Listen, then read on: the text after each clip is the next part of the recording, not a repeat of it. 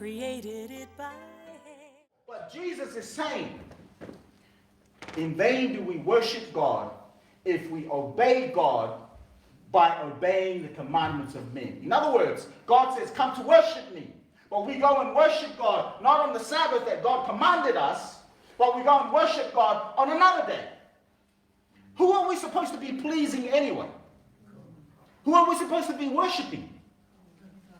So if we're supposed to please God, if we're supposed to worship God, shouldn't we do it God's way? Amen? Amen? We should do it God's way.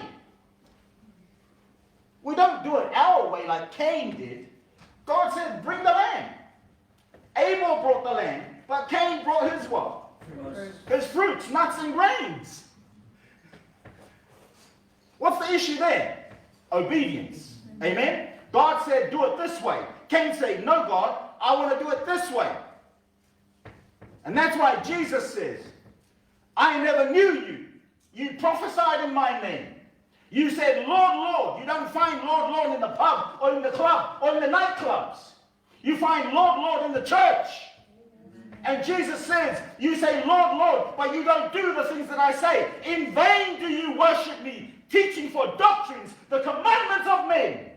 Amen. That's what the Bible teaches. And that's why Saul was rejected as a king of Israel. God says, obedience is better than sacrifice.